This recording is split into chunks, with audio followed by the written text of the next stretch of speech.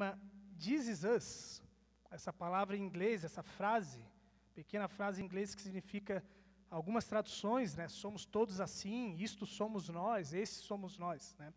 Então, essa série, relembrando um pouquinho do que a gente falou até aqui, é uma série baseada nesse seriado de televisão.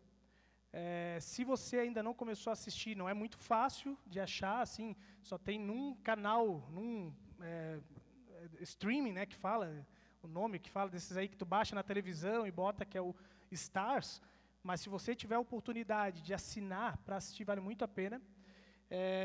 E ele é um seriado que trabalha uma família, um núcleo familiar, onde ali tu tem o casal e os filhos, e ao longo de cada episódio, até as últimas temporadas, vai se desdobrando esses personagens. E a gente viu até agora um pouco essa comparação, né, de que se essa família do This Is Us é uma família bem real igual a nossa, na Bíblia também mostra famílias tão reais quanto as nossas e que talvez a gente não percebe. Uma dessas famílias, porque se tu começar a dar uma olhada, a ler a Bíblia nessa perspectiva, você vai encontrar várias famílias complicadas. Você vai olhar, por exemplo, Davi, Salomão, né, os filhos deles, complicadíssimos. E Davi considerado, né, o homem segundo o coração de Deus. Então, diversas famílias, e a gente decidiu escolher uma família que é a de Abraão, Isaac e Jacó.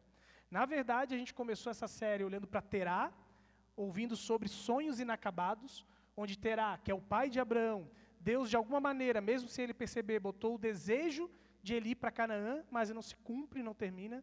E a gente também vive muitas vezes isso, não percebe os sonhos que talvez Deus coloca no nosso coração e que, de repente, é momento de recuperar esses sonhos, porque Deus pode ainda nos usar. Nós ouvimos sobre Abraão, que eu já falei antes ali, durante o louvor, Abraão, a fé que desconfia. Nós ouvimos, então, na semana passada, sobre esse processo, né, de que Abraão, Isaac, e esse Isaac, que na verdade é alguém que a gente vê como... eu intitulei, para mim, pessoalmente, eu botei um outro título ali, mas erros contínuos, por assim dizer. Por quê? Quando a gente olha para a família de Abraão, Isaac e Jacó, olhando principalmente para Isaac, ele é reflexo dos seus pais e avós. Então, tudo não, mas muitas das coisas que a gente vai olhar de padrões daquela família estão expressos na vida de Isaac. E a gente precisa tomar extremamente cuidado, porque pecado, muitas vezes a gente acha que são coisas pontuais, que tem somente a ver com a Bíblia, e é difícil, parece que, mostrar o que é pecado. E a gente não repara o quanto que há costumes culturais, hábitos nas nossas casas, que a gente aprende desde criança e que precisam ser abandonados.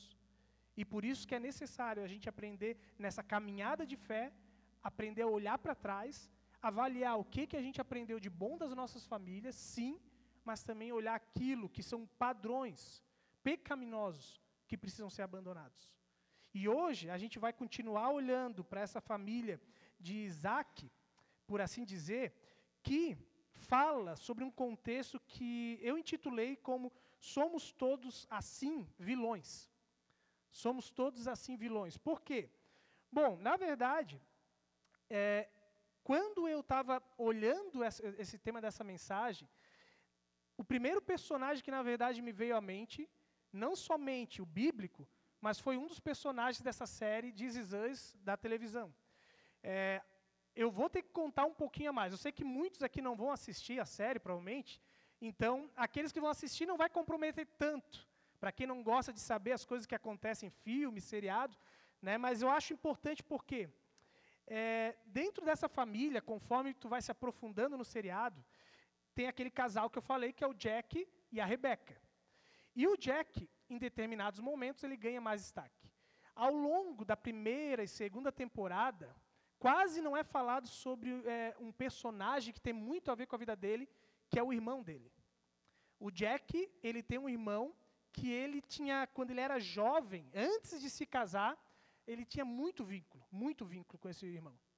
E uma das questões, uma das características desse irmão dele, que é o Nick, ele era alguém muito inseguro.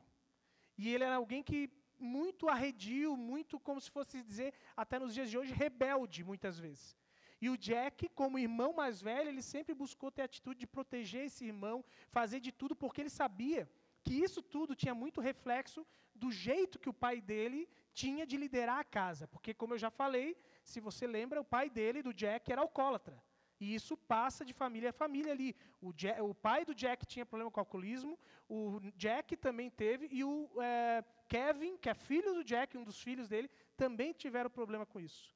E o Nick, então, agora, quando a gente vai conhecer esse passado da vida de Jack, que, na verdade, durante um bom tempo nesse seriado fica escondido, e que quando começa a ser falado sobre o Nick, na verdade, o seriado começa contando que os filhos, a família de Jack, basicamente sabiam pouquíssimo sobre o Nick, no máximo sabiam que em determinado momento da vida deles, eles foram chamados, na verdade, o Nick foi chamado para a guerra do Vietnã, e o Jack, como era muito protetor e tinha medo do que poderia acontecer com o Nick, até por uma personalidade meio depressiva, na guerra, o Jack ele dá um jeito de ir para a guerra, e durante esse processo ali, acontece uma situação em que o Nick conhece uma mulher lá, vietnamita, ela tinha um filho, e ele pega o filho dela para ensinar a pescar num lago. E durante esse processo de pesca, o Nick, que era alguém meio sem noção nas coisas, ele começa a brincar de pescar com dinamites, com, na verdade, granadas. Então ele jogava a granada para poder matar os peixes, e depois era só ir lá pegar os peixes mortos. Só que aí, em determinado momento, ele tira, né, o ferrinho ali, não sei como é que é o nome, e aquilo não dá certo, muito bem, cai dentro do barco, e ele tem que virar o barco, uma coisa assim, mais ou menos a situação, explode aquilo, o Jack, que estava no mesmo, perto do local dele, ouve uma explosão de longe, sai correndo, e depois daquilo, o que o seriado traz à tona é que o Nick, na verdade, tinha morrido. O Nick morreu. Só que, aí vem o spoiler que eu vou ter que dar, e que começa a vir à tona, na verdade, quando se começa a falar a respeito do Nick, o irmão do Jack, é que ele não havia morrido. O filho do Jack, em determinado momento, começa a ter umas curiosidades sobre esse irmão que o pai não fala muito, vai atrás lá na região onde eles serviram na Guerra do Vietnã, e ele descobre que o nome do Nick não está entre os soldados que morreram naquele lugar. E quando ele vai atrás, ele descobre que o Nick está vivo. Na verdade, duas coisas aconteceram ali. Uma, o Jack, cansado de ter que lidar com um irmão irresponsável, imaturo, ele age de uma forma que ele decide matar, entre aspas, no seu relacionamento, romper relacionamento com um irmão que só dava trabalho para ele, que era extremamente irresponsável e que, eu não falei isso antes ali, por causa daquela escolha dele, uma criança morreu. Ele não morreu no acidente, mas uma criança morreu. E o Jack fica extremamente indignado com aquilo, como se fosse a pior das coisas, e por isso ele toma a atitude de romper relacionamento e diz para o Nick não procurar mais ele. E a outra coisa que acontece é justamente o Nick lidando com os lados emocionais das falhas, das limitações, ele realmente assume isso para ele, esse peso de atitudes, e ele escolhe viver isolado num trailer, numa cidadezinha pequena, onde quando o Kevin, o filho do Jack, descobre isso, ele encontra ele lá totalmente isolado, barbudo, como quase um mendigo, por assim dizer. Ele não tinha contato com mais ninguém, não se relacionava com ninguém. Queridos, essa história, para mim, é fantástica, porque se a gente vai olhar para essa história do seriado This Is Us, eles querem trazer à tona ideias de famílias que existem. Não, talvez, identicamente com essa história, mas de o quanto de nossas famílias, por assim dizer, passam por situações ao qual a gente vai perceber que chega num momento de tanto que a gente lida com algumas pessoas complicadas dentro da nossa família, em que a gente tem vontade de matar elas. Se a gente não mata fisicamente, porque a gente não tem coragem, e talvez nem é o objetivo fazer isso, mas quantos de nós vivemos hoje, ou já vivemos ao longo da história das nossas famílias, relacionamentos extremamente complicados com pessoas, que a gente chega no ponto de dizer, eu quero ficar o mais longe possível. Se possível, eu não quero nem mais ter contato, porque eu estou cansado de ter que lidar com essa pessoa. O seriado de This Is Us, ele pega situações reais. E é isso que eu quero dizer antes de a gente olhar para a Bíblia, de que, na verdade, isso é mais comum do que a gente pensa. E eles tiveram coragem de abordar uma temática dentro do seriado, que pouquíssimas vezes a gente tem coragem de admitir que dentro dos nossos lares, dentro das nossas famílias, lembrando que no conceito bíblico, família é algo muito mais amplo, não se limita somente a esposa, filhos, mas vai numa linha até de gerações anteriores, que dentro das nossas famílias, há pessoas que a gente muitas vezes diz, como fala quem tem filho, né, aquele desenho que eu não lembro o nome, não falamos do Bruno. Quem tem criança pequena vai entender. Onde a gente chega em determinados momentos e diz agora a gente não quer nem mais citar o nome dessa pessoa. E se a gente vai olhar para a palavra de Deus, nós vamos justamente ver que a história que segue a partir de Isaac é justamente isso que começa a acontecer também na vida deles. A gente lembra de Isaac e Rebeca, não sei se todos lembram, Terá, Abraão, Isaac, a gente já ouviu falar um pouco de Isaac semana passada. E quando nós vamos olhar hoje para Isaac, nós vamos olhar que, aparentemente, essa família, esse núcleo familiar novo, começa um pouco diferente. Por quê? Porque diferente dos relacionamentos de casamento que tiveram antes, a coisa até começa bem. Isaac e Rebeca são um casal que parece que se amam, só que quando nós vamos olhar para a palavra de Deus, nós vamos ver que é uma família extremamente complicada. Eu esqueci de alguns slides aqui já, e não corrigi um. Que é uma família, em primeiro lugar, extremamente conflituosa. Eu quero te convidar a abrir aqui em Gênesis, capítulo 25, para nós começarmos a conversar sobre essa família. Gênesis, capítulo 25, versículo 19 ao 26, nós vamos ver o quanto que essa família, quando começa a chegar aos filhos, começa a se tornar uma família extremamente conflitosa. Antes de chegar aos filhos, na verdade, antes do nascimento, o problema já começa a existir. Gênesis, capítulo 25, versículo 19 até o 26, nós vamos ler.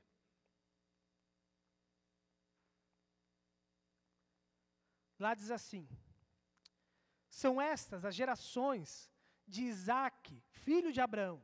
Abraão gerou Isaque. E ele tinha 40 anos quando tomou por esposa Rebeca, filha de Betuel, o arameu, de Padã Arã, e irmão de Labão, o arameu.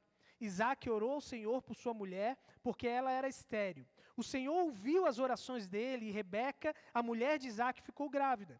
Os filhos lutavam no ventre dela. Então ela disse: por que isso está acontecendo comigo? E ela foi consultar o Senhor.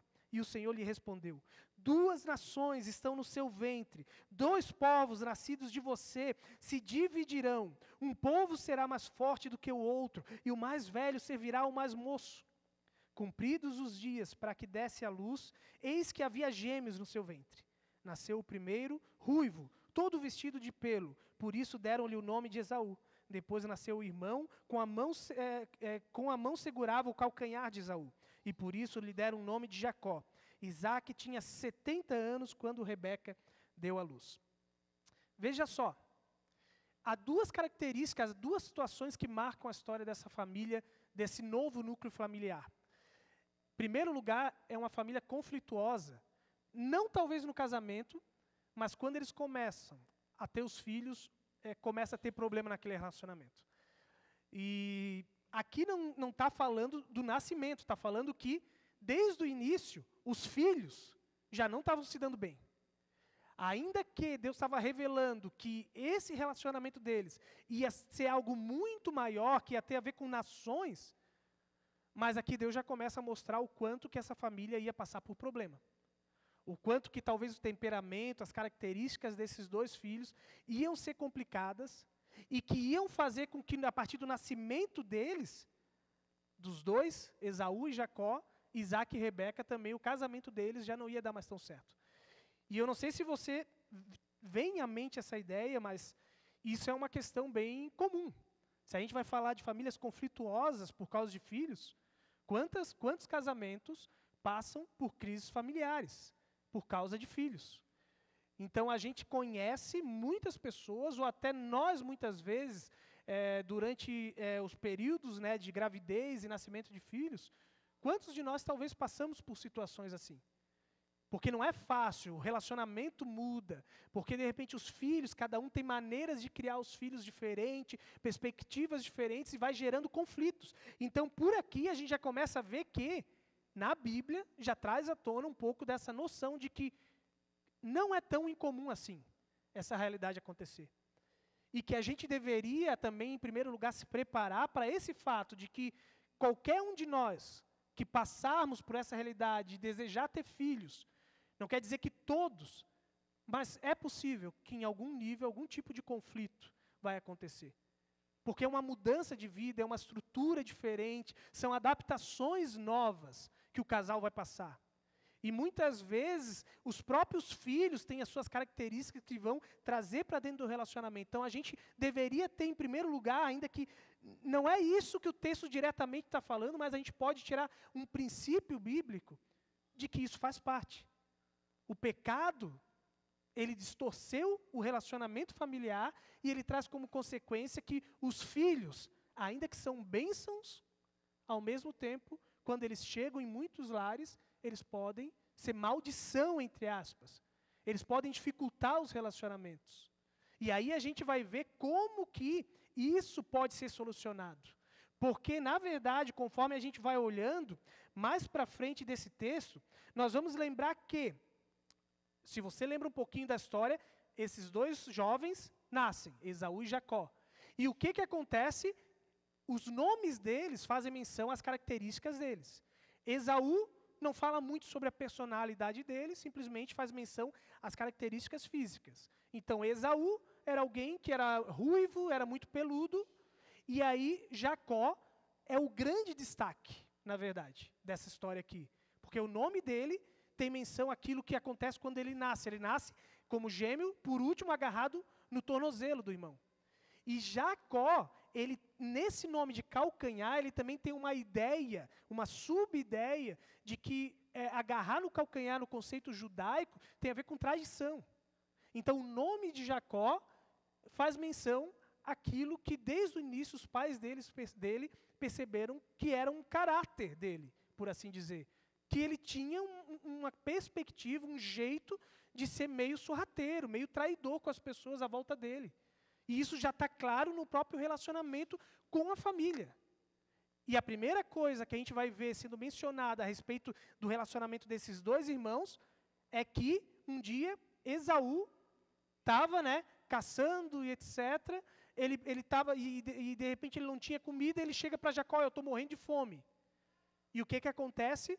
Jacó, muito esperto, sabia da tradição judaica de que chegava em determinado momento da vida deles como família, que o pai tinha que abençoar os filhos.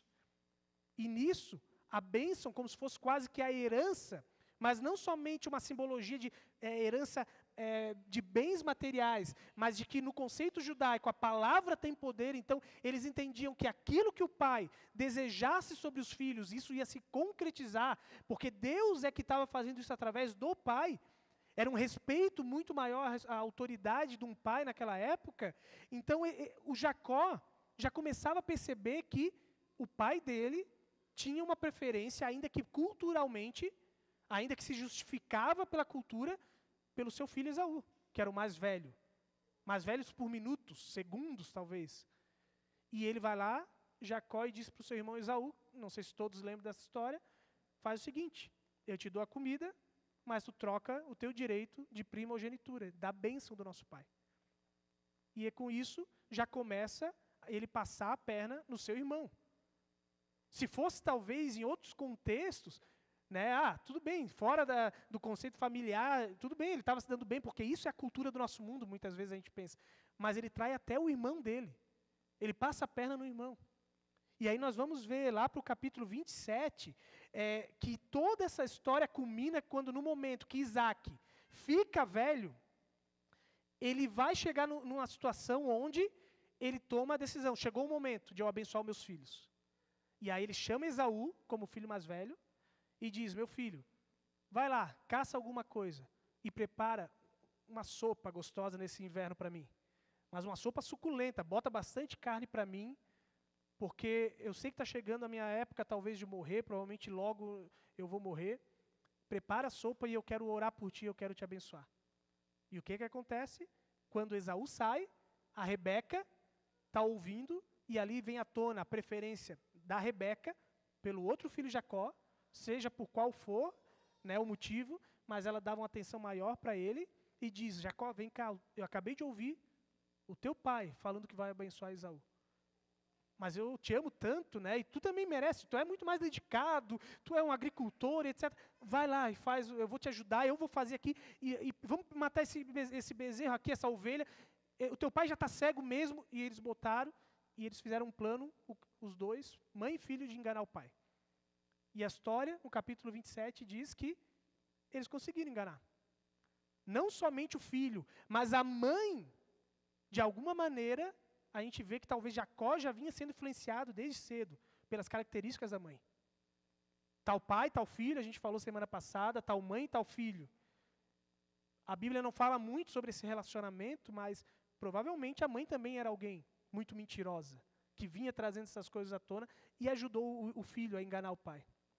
E aí nós vamos ler agora, eu convido você a olhar no capítulo 27, como que termina, entre aspas, como que conclui essa situação aqui. Nós vamos ler do versículo 36 até o versículo 45. Versículo 36 até o versículo 45. Capítulo 27, 36 ao 45. Esaú disse, não é com razão que ele se chama Jacó, pois já 2 vezes me enganou, tirou-me o direito de primogenitura e agora tomou a bênção que era minha. E perguntou, então o Senhor não reservou nenhuma bênção para mim?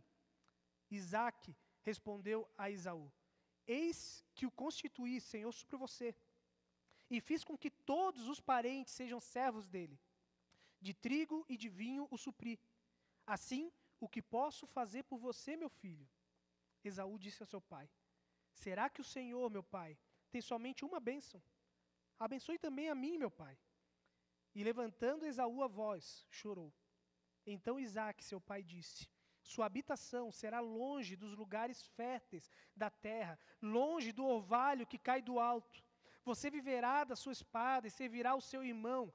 Quando, porém, você se libertar, sacuda do seu pescoço o jugo dele. Esaú passou a odiar Jacó por causa da bênção com que seu pai o tinha abençoado. E disse em seu íntimo, os dias de luto por meu pai se aproximam. Então eu matarei o meu irmão Jacó. Chegaram aos ouvidos de Rebeca essas palavras de Esaú, seu filho mais velho. Então ela mandou chamar Jacó, seu filho mais moço, e lhe disse, eis que o seu irmão Esaú se consola, fazendo planos para matá-lo. Agora, pois, meu filho, ouça bem o que eu vou dizer. Levante-se e fuja para a casa de Labão, meu irmão, em Harã. Fique com ele alguns dias, até que passe o furor do seu irmão. E cesse o rancor dele contra você, e se esqueça do que lhe fez. Quando isso acontecer, enviarei alguém para trazer você de volta. Não posso perder os meus 2 filhos num só dia. Então Rebeca disse a Isaque, estou aborrecida da vida por causa das filhas de Et. Se Jacó tomar esposa entre as filhas de Et, tais como essas, as filhas desta terra, de que me servirá a vida? Eu li até o versículo, era até o 45, né? Li ainda até o 46.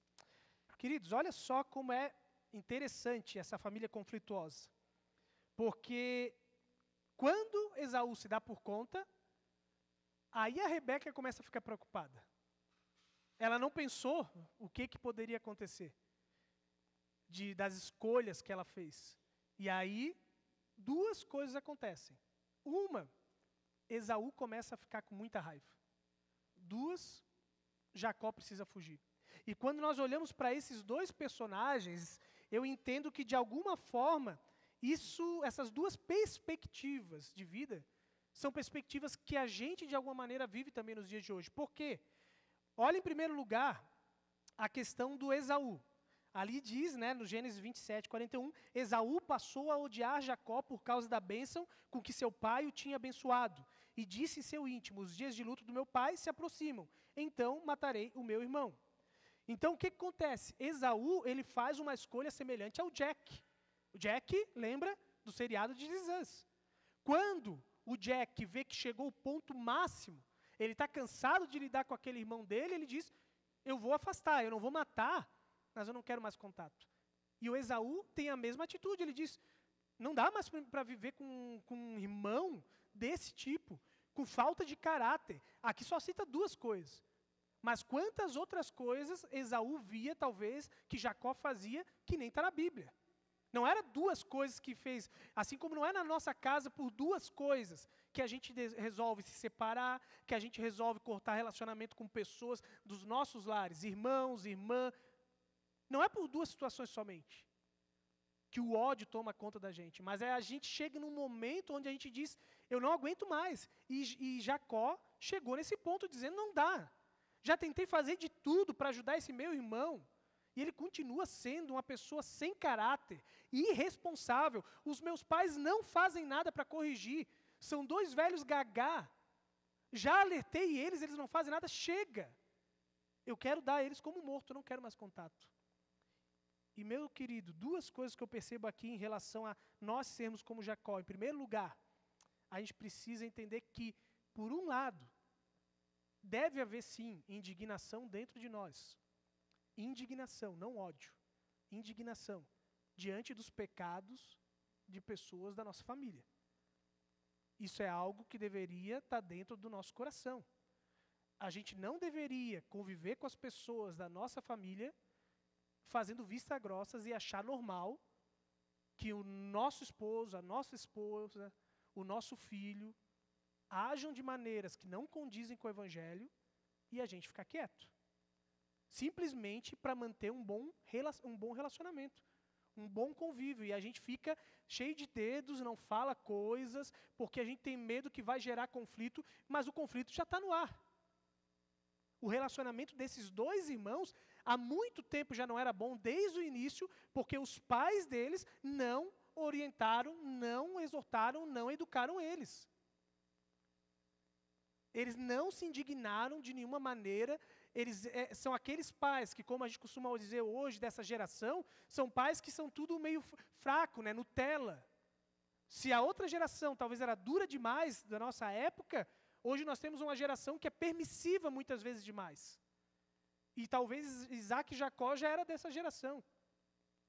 De que permitiram muito, que viam os filhos se brigando, se batendo. Ai, não briga, meu filhinho, não, não. E aí havia a Rebeca, ai, meu filhinho, ai, o Esaú bateu em ti, e o Isaac, mulher, para com isso, não fica mimando ele, porque se ele cai, se os dois se brigam, não tem problema, eles têm que aprender. Queridos, nós não podemos fazer vista grossa. Porque fazer vista grossa com pecados de pessoas da nossa família, mais cedo ou mais tarde, vai trazer consequências graves. Isso vai se acumular a ponto de que, em algum momento, sejam coisas graves no sentido da lei, ou sejam coisas no sentido da ética.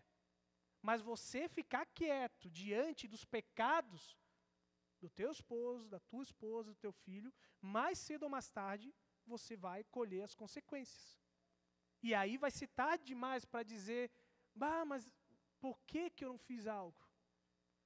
Agora os dois eu não consigo mais fazer os dois se reatar. Agora eu não consigo mais ficar casado porque eu não alertei o meu tio, a minha tia, essas pessoas da minha família que esse jeito não ia dar certo. Eu fiquei quieto. Só que em segundo lugar, sobre Esaú e sobre essa atitude dele, a gente precisa também tomar cuidado. Porque indignação, como eu falei, não pode se tornar em ódio. O ódio, ele domina o nosso coração de uma maneira que ele não permite mais a gente ver e sentir, ter domínio sobre as nossas atitudes. E foi isso que aconteceu, porque Esaú ficou lidando com isso, sem resolver, e os próprios familiares próximos não fizeram nada, chegou num ponto em que o ódio dominou o coração de Esaú. Sabe qual é o problema? É que faltou misericórdia no coração de Esaú. quando a gente fica indignado e não tem misericórdia, a tendência é que vai terminar em algum momento em separação, em quebra de relacionamentos. A pergunta que eu faço é, por que a gente, conosco mesmo, é tão misericordioso e com os outros a gente não é misericordioso? E se a gente olha para o exemplo que a gente aprendeu de Cristo, a gente tem que lembrar que nós temos o Novo Testamento, nós temos a revelação completa de Deus, dos planos de Deus, ainda que eles não tiveram, e Deus vai julgar, e julgou eles, Esaú e Jacó, e todos esses, de acordo com o conhecimento de Deus que eles tinham naquela época. Então não somos nós que julgamos eles, mas Deus vai julgar a gente de acordo com aquilo que a gente sabe. E nós sabemos que nós temos que ser misericordiosos com a nossa família, assim como Cristo é com nós. Então, isso não faz com que você deixe de se indignar. Amor não é ficar quieto, mas quando eu fico indignado, a misericórdia tem que vir no mesmo nível. E eu tenho que olhar para aquela pessoa como alguém que precisa de amor. Ela precisa ser acolhida. O amor age com sinceridade, o amor confronta, mas o amor não permite que a raiva, o ódio tome conta do meu coração. Então, em primeiro lugar, queridos, observe na tua vida como muitas vezes a gente entra nessa perspectiva, todos nós somos assim, somos todos assim, um pouco parecidos com Esaú. Onde a gente, com pessoas próximas de nós, a gente fica indignado, ou a gente fica quieto, né? Ou ainda que a gente não fique quieto, a gente fica e vai aguentando até que estoura. Onde o ódio vem. E aí a coisa piora. E esse não é o caminho construtivo, não é o que Deus espera. Em segundo lugar, nós vamos ver Jacó como uma outra perspectiva de vida. Porque olha o que diz ali, Gênesis 27, 43. Agora, pois, meu filho, ouça bem, Rebeca, né, dizendo, o que eu vou dizer? Levante-se e fuja para a casa de Labão, meu irmão em Harã.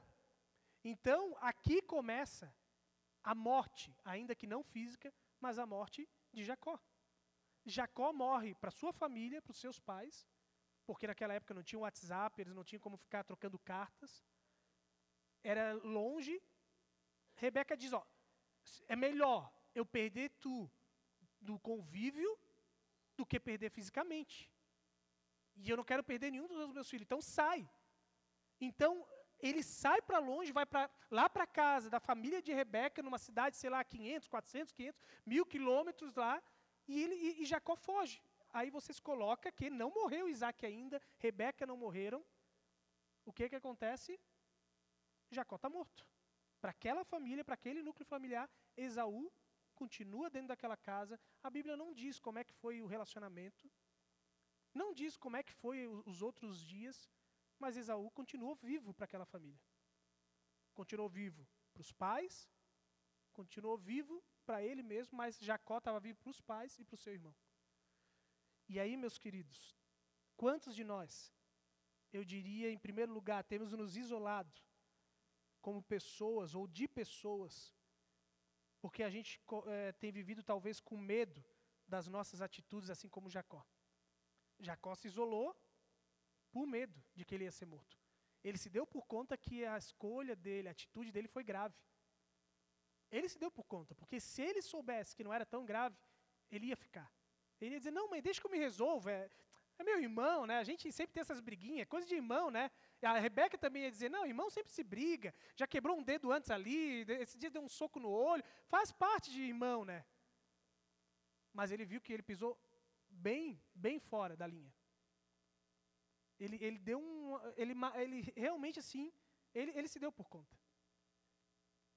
E eu digo, muitos de nós, com as nossas famílias, com pessoas da nossa família, tem momentos que a gente começa a se dar por conta que a gente pisou na bola, feio, e que a gente, por medo de como os nossos familiares vão lidar, por medo de que eles não vão conseguir perdoar, por medo que o ódio deles sobre nós é enorme, a gente escolhe se isolar.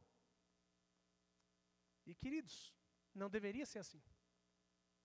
Mas a gente precisa se dar por conta, pelo menos, de dizer, será que eu não estou fugindo de pessoas da minha família? Será que eu não perdi relacionamentos com pessoas que eu amo? por causa justamente que eu pisei na bola e eu deixei que o medo fosse muito maior do que eu deveria ter, porque talvez eu não confiei que poderia ser diferente. E a outra coisa que me lembra também sobre essa atitude de Esaú é quantos de nós estamos isolados por causa do medo de nós não sermos amados pela nossa família.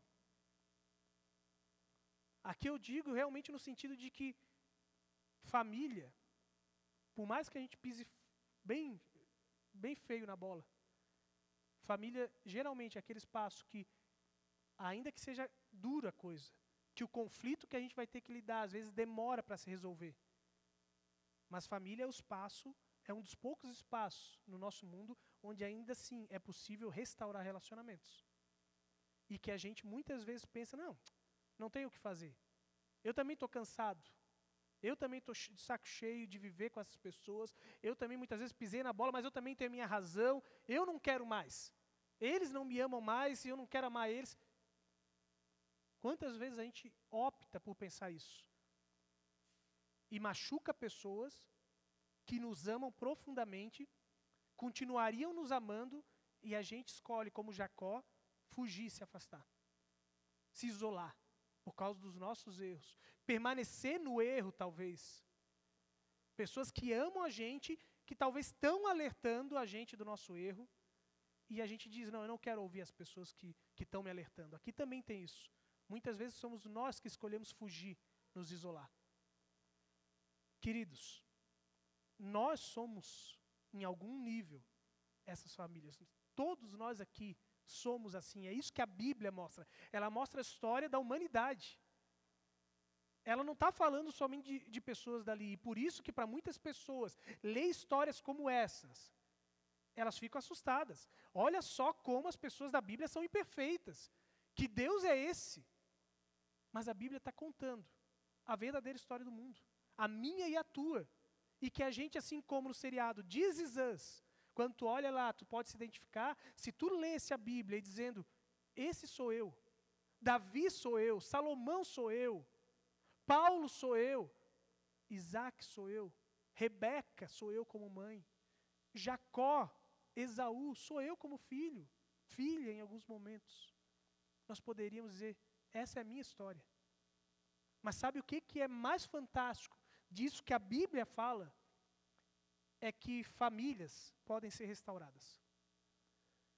Porque se a gente para aqui, e muitas pessoas olham para a Bíblia só nesses pontos, só naquilo que tem de ruim das pessoas, realmente a gente diz, para que eu vou ler isso aqui? É um monte de problema, um monte de erro, para que isso serve? Mas a Bíblia vem dizer que é possível o mundo ser restaurado. É possível que famílias como essa sejam restauradas. Porque se a gente olha, humanamente falando, realmente, como que um relacionamento entre duas pessoas, dois irmãos nesse nível, ia se sonhar com restauração? Nesse episódio aqui, se a temporada acabasse aqui, porque temporada de seriado gosta de acabar assim, né? Quem já viu seriado, filme, acaba bem naquela coisa que tu fica assim, e agora, qual é a solução? Não tem jeito. Não tem como resolver isso, não dá.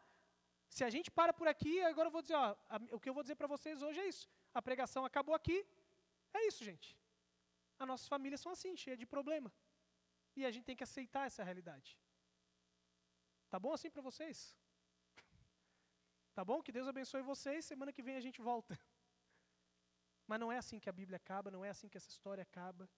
Pelo contrário, nós vamos ver no capítulo 31 em diante, 32 e 33, que a história começa com Deus dizendo para Jacó o seguinte, deixa eu só ver aqui se eu estou no jeito certo, acho que é que eu não botei aqui no texto. No versículo 3 do capítulo 31, versículo 3 do capítulo 31, lá Deus fala assim para Jacó, e o Senhor disse a Jacó, volte para a terra de seus pais e para sua parentela, e eu estarei com você. Aqui começa a restauração.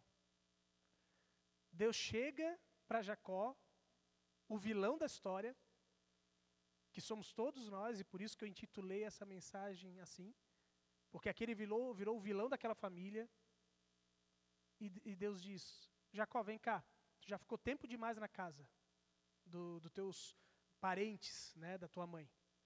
E se você for olhar, eu sempre desafio, não tem como passar tudo, a pregação já é longa. Se eu falar cada detalhe, vai ser 2 horas de pregação. Mas leia o texto depois com calma em casa, esses capítulos. E aí você vê Deus dizendo, sai, depois que Abraão, várias situações foram acontecendo. Jacó, depois de várias situações irem acontecendo, Deus conduz ele para dizer, ó, chegou o momento. Chegou o momento de sair. E ele começa então a ouvir Deus. Vai lá. Ele não sabia se o pai dele estava vivo ainda, se não estava. Ele não tinha provavelmente notícias. Ele tinha o medo no coração do que ia acontecer com o irmão dele quando ele se encontrasse, quando voltasse para a terra, porque ele está dizendo, volta para a tua casa. Aí não é a tua casa. Volta para o lar, volta para a tua família. Foi para lá que eu te criei, não foi para viver isolado. Por mais que tu tenha amigos agora aqui, por mais que tu está num ambiente agradável, mas a tua família continua sendo a tua família, volta.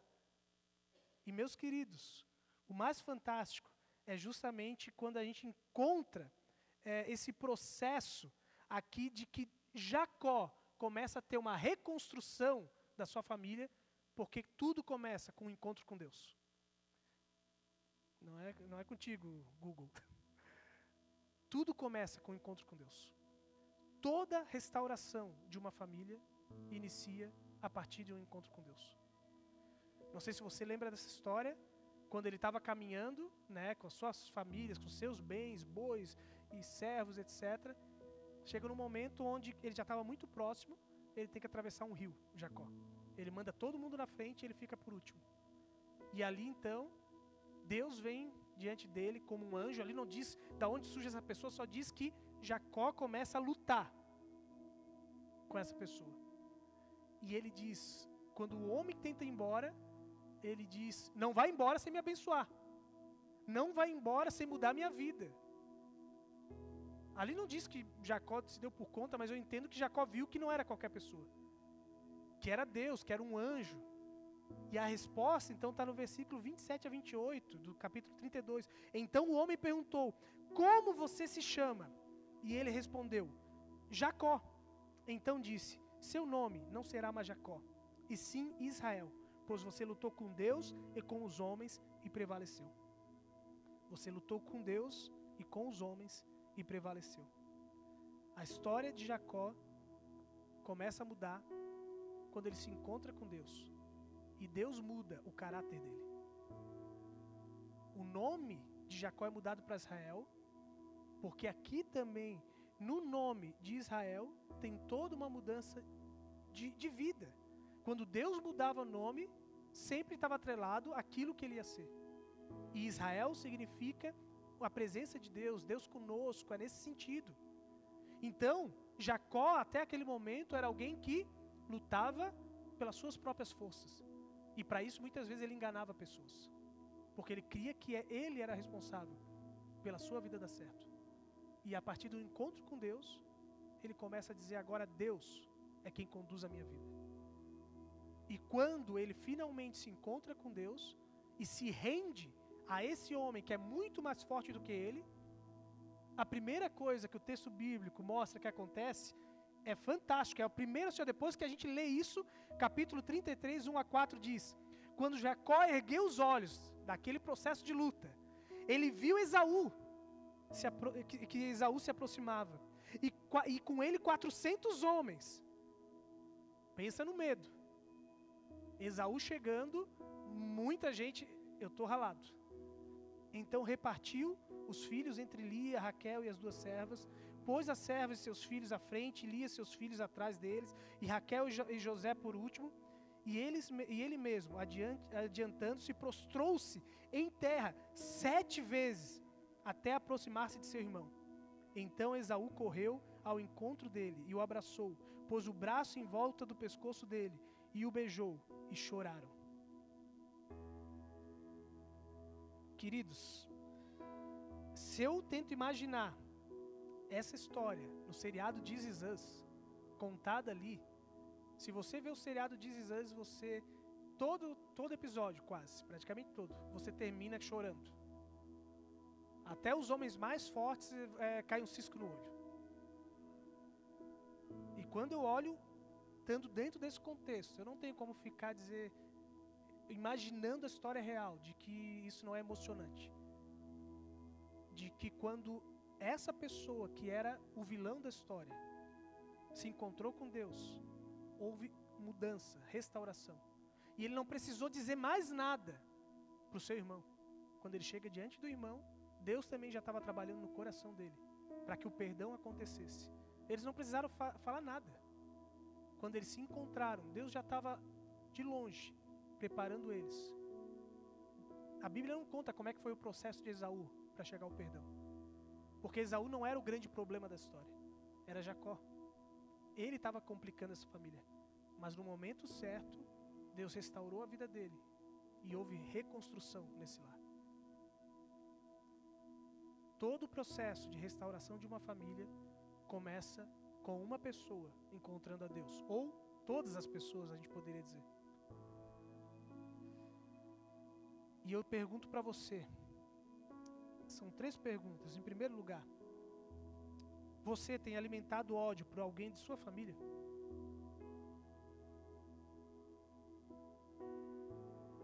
É uma pergunta difícil. Mas quem é a pessoa? Talvez é teu pai, tua mãe, teu irmão, tua irmã, teu tio, tua tia, tua tataravó. De repente você ouviu uma história, né? Conheceu a história da tua bisavó, que ela fez tal coisa com teu pai, e por isso teu pai de repente é pobre, não sei o que lá, sei lá. Daqui a pouco tu nem conhece a pessoa, mas tem um ódio de alguém lá e que isso afeta teu relacionamento com a família, sei lá. Eu podia ter sido rico, mas por causa do meu avô que jogou tudo fora, agora eu não sou rico. Você tem alimentado ódio por alguém da tua família. E isso precisa vir à tona. Que Deus precisa revelar que isso não vai levar a nada. De que o teu ódio não vai curar feridas. Somente a misericórdia vai curar.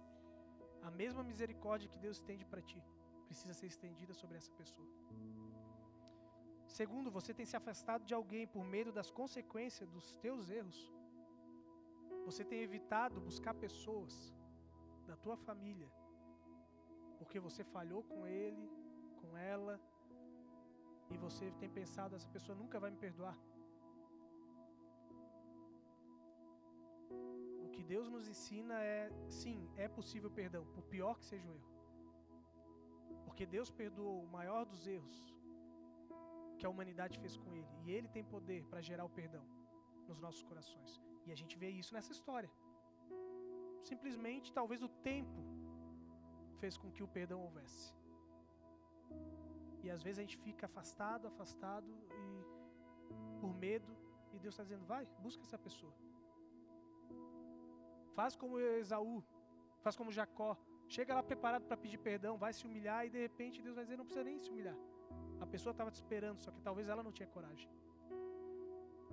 E eu diria mais 2 coisas, a quarta eu não botei aqui, mas eu diria terceiro, tenha um encontro com Deus, entregue o seu ódio, o seu medo e permita que Ele restaure a tua família. Tenha um encontro diante de Deus para colocar esse sentimento, tanto de ódio quanto de medo. E por último, eu diria, eu iria botar aqui, eu não botei no slide, mas o que Deus diz para Jacó no versículo 3, do capítulo 31. Ouça Deus dizendo, volte para a terra de seus pais e para a sua parentela, e eu estarei com você. Deus está dizendo, volte para o relacionamento, volte a se relacionar com essas pessoas. Volte porque foi para isso que eu te criei.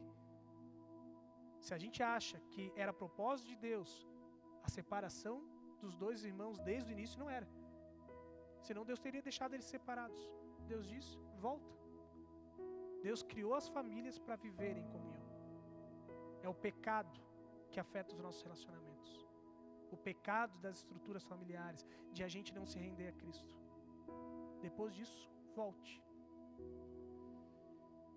Eu quero te convidar a 2 passos agora. Em primeiro momento, seja de olhos fechados, se você quiser ter 1 minuto de silêncio diante de Deus.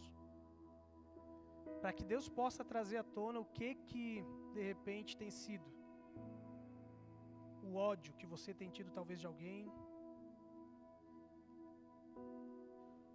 para que você possa, se Deus talvez se não ficou claro ainda qual é o problema, quem é a pessoa, que Deus possa te revelar.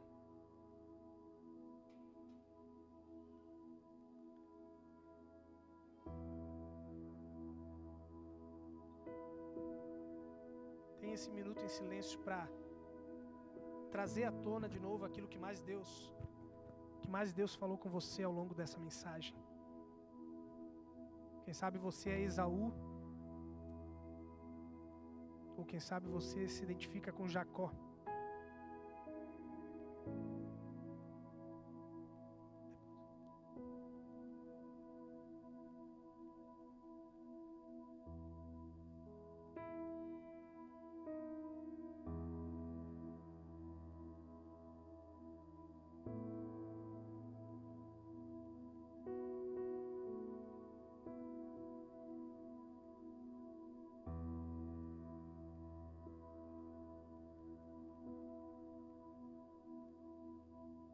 Agora algumas pessoas vão estar vindo aqui na frente.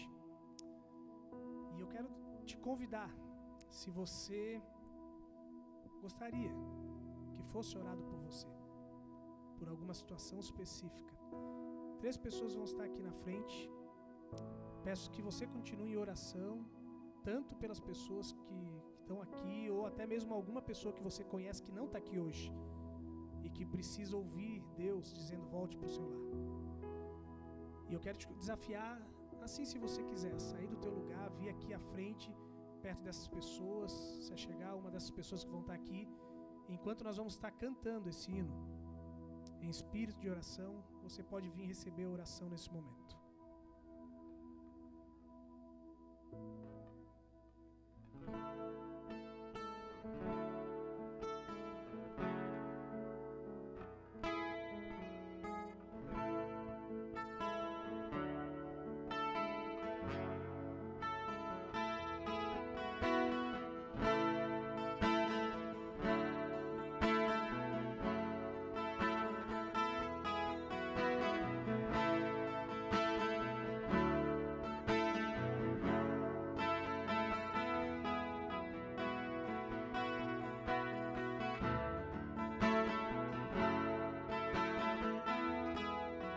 Sou eu, para que o Deus de toda a terra se preocupe com meu nome, se preocupe com minha dor.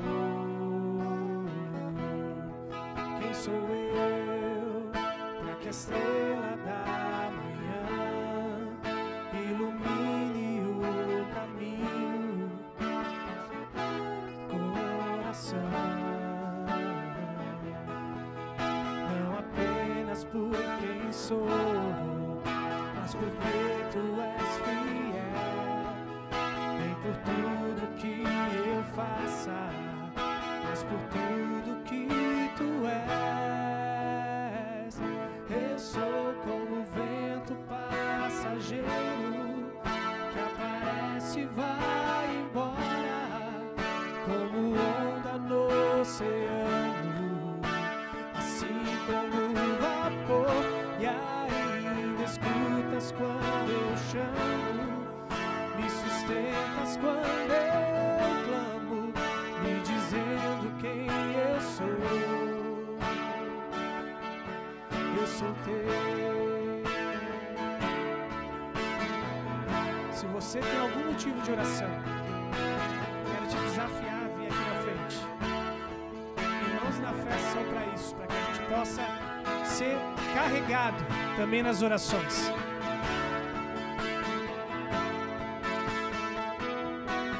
Quem sou eu para ser visto com amor, mesmo em meio ao pecado, tu me fazes levantar. Quem sou eu para que a voz que acalma o mar acaba com a tormenta que se faz dentro de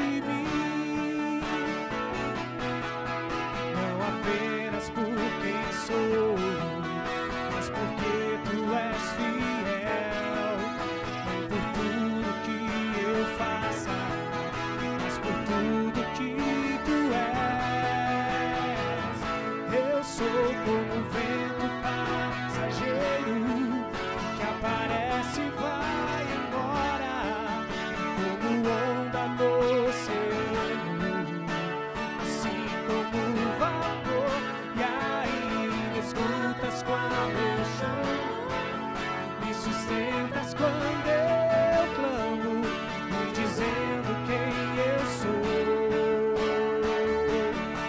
Eu sou teu.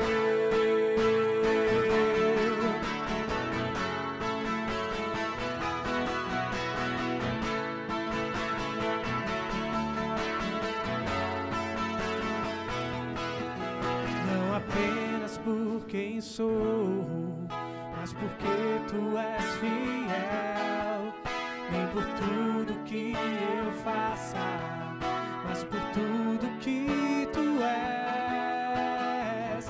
Eu sou como vento passageiro, que aparece e vai embora, como onda no oceano, assim como o vapor. E ainda escutas quando eu chamo, me sustentas quando eu clamo, me dizendo quem eu sou.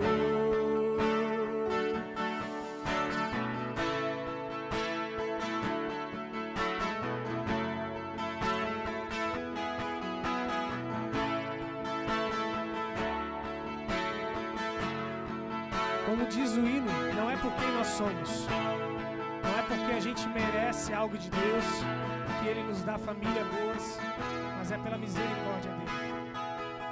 Não apenas por quem sou, mas porque Tu és fiel, nem por tudo que eu faça, mas por tudo que Tu és. Eu sou como o vento passageiro, que aparece e vai embora, como onda no oceano, assim como o vapor. E ainda escutas quando eu chamo, me sustentas quando eu clamo, me dizendo quem eu sou. Eu sou teu.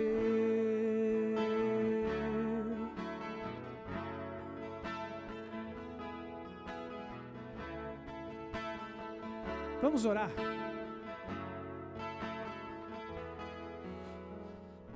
Senhor Deus, nós queremos, Pai, confessar, Pai, que precisamos de Ti, para que as nossas famílias, Deus, deem certo.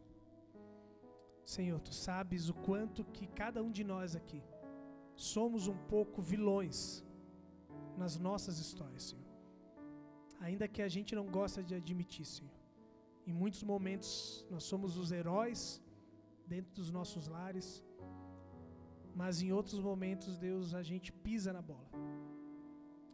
E, Senhor, seja como aqueles que olham, Senhor, de longe, como Esaú, Senhor, e se iram, Senhor. Nós queremos Te pedir perdão. Perdão, Deus, porque deixamos que o ódio seja alimentado dentro de nós. Deixamos que tantas vezes, Deus, o ódio em relação a atitudes do nosso esposo, esposa, filhos, pai, mãe, amigos, Deus, vá tomando conta de nós e assim o pecado, Deus. Por mais santos que a gente pareça, o pecado, Senhor, toma conta de nós e nos separa de pessoas que não era para separar. Perdoe, Senhor, nossa atitude. Perdoe que tantas vezes nos nossos lares, Senhor, nós temos isolado pessoas, Deus, e impossibilitado que a misericórdia, Senhor, trouxesse cura para a vida daquela pessoa, trouxesse restauração. Senhor, também se há pessoas aqui que se encontram no estado de Jacó, afastadas, Deus, isoladas de pessoas amadas, porque talvez pisaram na bola com alguém, Senhor, falharam dentro do seu lar. Eu quero Te pedir, Deus, que essas palavras, Senhor, que Tu falaste para Jacó, também fiquem no coração e na mente dela. Volte para o teu lar e eu estarei contigo. Não tenha medo. Volte. E, Senhor, que essa esperança que nós vimos aqui acontecer com Esaú e Jacó, de sem precisar falar nada, haja perdão, haja cura, Senhor, haja restauração nesse relacionamento.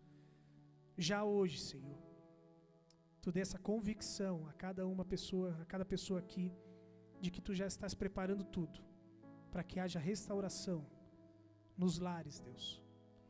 Pai amado, obrigado que Tu sonhaste com a família, como um espaço especial de vulnerabilidade, de acolhimento, Deus, de nós experimentarmos realmente o mais intenso relacionamento que pode existir na terra.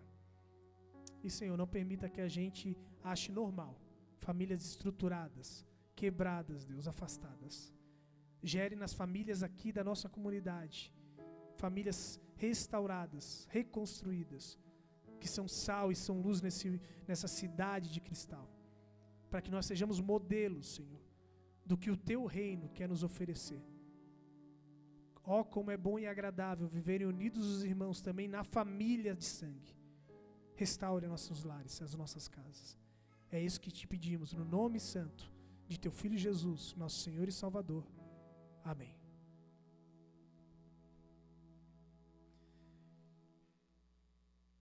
Irmãos, nós vamos passar alguns avisos brevemente e aí a gente se encaminha ainda para o fim do culto, para a oferta, né? Mas, em primeiro lugar, quem que era? Tinha eu acho que 2 pessoas. Uma, tu, Gene, quer dar o aviso?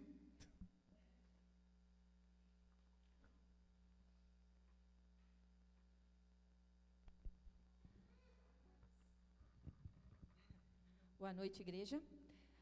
O meu recadinho, tenho 2 recadinhos rápidos, tá? Agora nós nos aproximamos de uma data muito importante que o mundo tem aproveitado e bem aproveitado, e nós vamos receber muitos convites, né? Nós estamos chegando perto do Dia dos Namorados e muitas entidades, restaurantes, organizações arrumam jantares muito especiais para o Dia dos Namorados. Mas eu quero desafiar aos nossos casais da nossa comunidade, dos nossos amigos, da nossa igreja, a participarmos do jantar de casais da igreja. Então, a comunidade de Camaquã está mandando um convite, mandou para nós e pediu também que nós divulgássemos. Eu vou colocar depois no grupo da igreja, né, o convitezinho, mas já quero dizer, dia 11 de junho, então, às 19h30, no salão da igreja de Camaquã, tem o jantar de casais, então, o poder transformador do amor. Comida boa a gente acha em vários lugares. Lá também vai ter comida boa, mas principalmente uma bênção especial para nós como casais. Então, que nós tenhamos também esse desejo de irmos até lá, tá? O preço está bem bom, está R$60 para o casal. Então, estão todos convidados. Eu quero incentivar que nós peguemos, né, o nosso cônjuge, o nosso amor e busquemos em algum lugar muito especial uma bênção para essa noite romântica e especial, tá? Estão todos convidados. Os números são limitados de ingresso, então amanhã mesmo ou hoje de noite já coloco no grupo, vocês podem entrar em contato pelo WhatsApp, é fácil de pagar, tá tudo bem certinho lá, tá?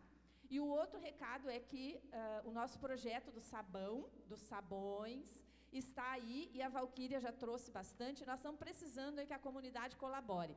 Quem não está lavando muita roupa em casa, pode comprar sabão e dar para os outros também, né? Ajudar, vamos colaborar, vamos fazer propaganda, que essa família está sendo assim muito abençoada através desse projeto. E nós, como igreja, temos esse compromisso, né, de também contribuir. Muito obrigada. Amém.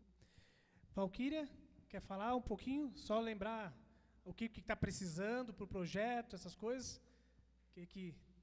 Quais são as necessidades e o que tem depois ali também?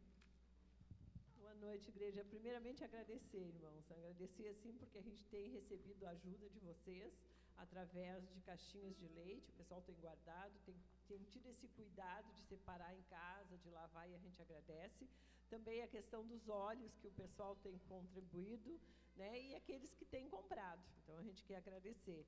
E até colocar assim, para a comunidade, que a gente está muito feliz que a Maria Helena pegou, acho que uns 40 sabões, e levou lá para fora, que vai sair a vender para a vizinhança dela.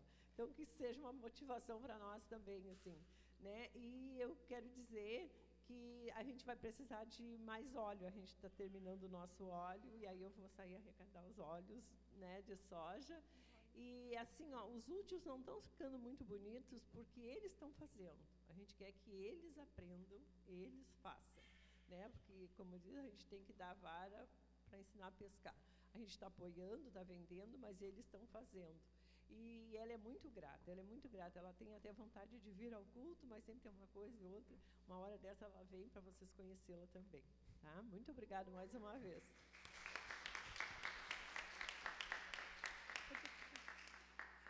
Quem quiser, eu sei que tem muitas pessoas, porque tem 2 nutricionistas agora na comunidade, que tem medo, mas às vezes uma fritura, uma vez ou outra, não tem problema.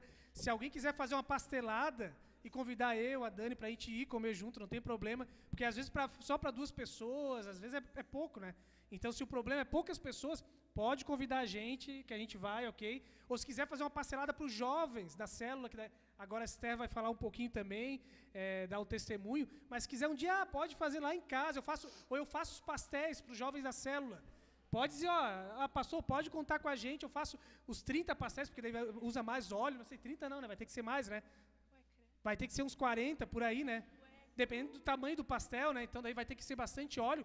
Pode fazer, daqui a pouco a gente faz um revezamento aí, algumas famílias fazem, ok? Então, se precisar, pontualmente, né, a nutricionista não me falou nada, mas ela vai autorizar, ok?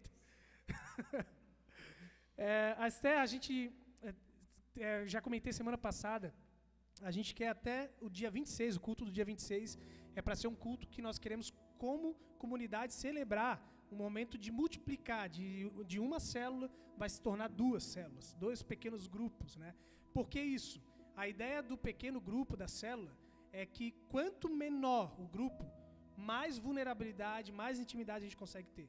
Então, num espaço muito grande, a gente não abre.